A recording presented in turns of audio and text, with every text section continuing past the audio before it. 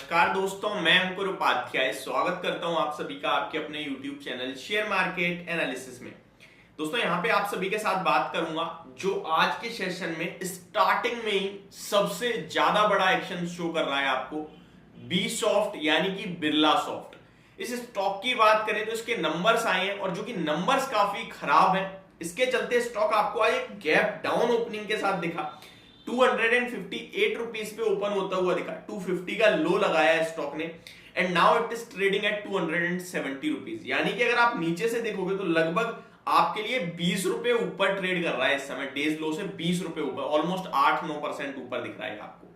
वहीं अगर आप अभी लाल निशान में देखोगे तो आप फ्लैट होता हुआ दिख रहा है, जो मॉर्निंग में 8-9% गिरकर खुला था वो अभी फ्लैट हो गया है। इसके पीछे का रीजन मैं आपको देता हूं, और इस स्टॉक में अगर किसी के पोजीशन है तो क्या करना चाहिए, क्या यहां लेने के मौके हैं या इस स्टॉक से हो जाए सावधान। क्यों गिर रहा है ये स्टॉक? कल भी आपने लगभग 8% तक की इस स्टॉक में गिरावट देखी थी।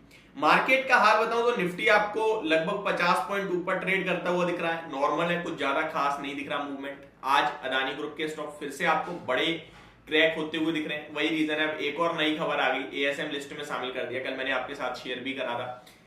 अभी पहले बात करते हैं बी सॉफ्ट के बारे में। अगर इसका कंसोलिडेटेड नेट प्रॉफिट देखें तो वो प्रॉफिट नहीं है, लॉस में आ गई है कंपनी। नुकसान कंपनी ने पोस्ट करा है, अराउंड 16 करोड़ रुपीस का लॉस पोस्ट करते हुए दिखी है ये कंपनी आपको, वर्सेस 115 करोड़ के प्रॉफिट के सामने। 115 करोड़ के प्रॉफिट से कंपनी घाटे में आ गई है 16 करोड़ के क्वार्टर ऑन क्वार्टर बेसिस पे। तो ये काफी खराब नंबर थे। इन नंबर्स के बाद डेफिनेटली एक क्रैक बनता है 10% तक का, बट इस स्टॉक में क्योंकि कल ही आपने 8.5-9% की गिरावट देखी, 8% आई थिंक क्लोज हुआ है गिरकर, तो आज वो गैप डाउन खुला लेकिन टिका नहीं, ऊपर आ गया। अभी यहां से क्या लेवल बन रहे हैं वो भी मैं आप सभी के साथ शेयर करूंगा। पहले नंबर शेयर कर दूं पूरे।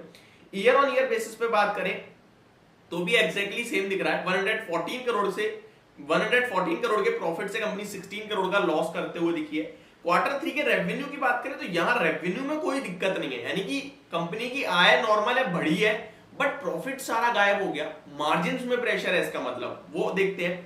पहले आय बताऊं मैं आपको तो 1192 यानी 1192 करोड़ के सामने 1222 करोड़ पे रेवेन्यू कंपनी ने पोस्ट करा है। तो रेवेन्यू जंप करा है, कोई दिक्कत नहीं दिख रही quarter on quarter. Year on year basis पे रेवेन्यू जंप होता हुआ दिखा है। 1072 करोड़ के सामने 1222 करोड़ पे रेवेन्यू आया है, तो रेवेन्यू में कोई दिक्कत नहीं है, बट एबिट लॉस करते हुए दिखी है कंपनी।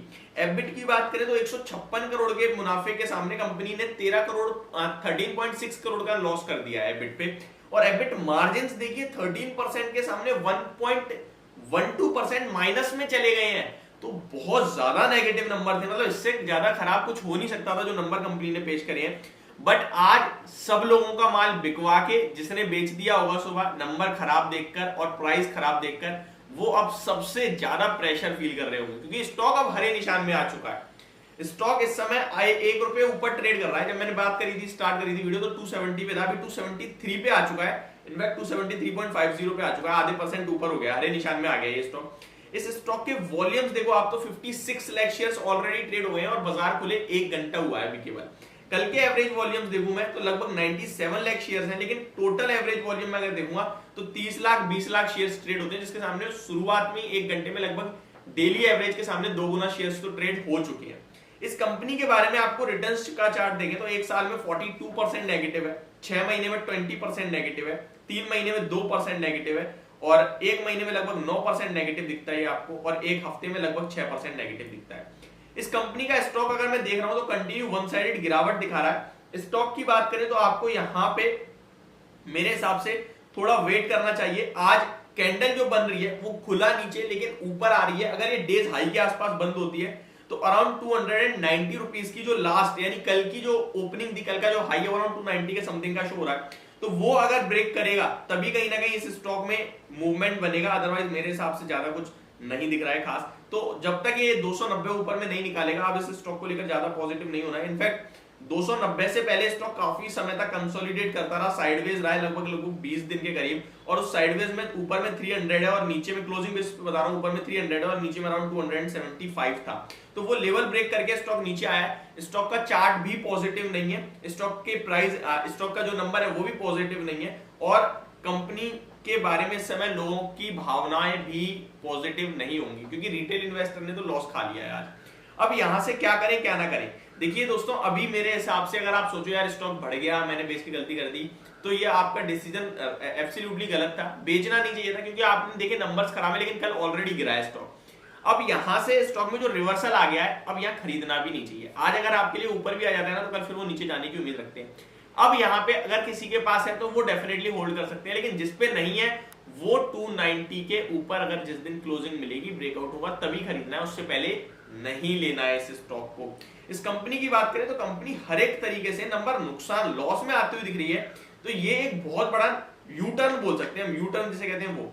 इस कंपनी के बारे में बताऊं तो 7,000 करोड़ का मार्केट कैप है, रिटर्न ऑन इक्विटी काफी अच्छा दिखता है, रिटर्न ऑन कैपिटल अच्छा है, बुक वैल्यू 85 रुपीस के सामने आपके लिए स्टॉक अराउंड 270 पे ट्रेड कर रहा है। इस कंपनी का पीयर कंपैरिजन करूंगा मैं तो कोई महंगा नहीं दिखेगा, 21 के पी पे तो सस्ता ही दिखेगा आपको। नंबर्स की बात करें तो इस बार तो बहुत खराब आ गए हैं, अर्निंग पर शेयर भी माइनस में चला गया है 60 पैसे के समथिंग, तो ये सब चीजें थोड़ी नेगेटिव हो रही हैं। शेयर होल्डिंग पैटर्न में कोई बदलाव है क्या? कोई बदलाव नहीं दिख रहा है। एफआईआईज ने कम कर दिया है स्टेक, जून में 15% था, दिसंबर में 12% रह गया। डीआईआईज की बात करें तो इनका सिमिलर है, 20% है। पब्लिक की बात करें तो यहाँ भी 26% होल्ड करती है, पब्लिक में कोई बड़ा नाम है। आशीष धवन जी के पास 1.01% है, बाकी कोई बड़ा नाम भी सामने नहीं आ रहा है। तो मेरे हिसाब से इस स्टॉक को ना अभी थोड़ा सा अवॉइड लिस्ट में रखें तो ज्यादा बेटर ऑप्शन होगा। ये होगी मेरी वीडियो बी सॉफ्ट यानी बिरला सॉफ्ट के स्टॉक को लेकर। होप आपको समझ पसंद दोनों आई होगी। Thank you so much for watching this video, have a great day guys.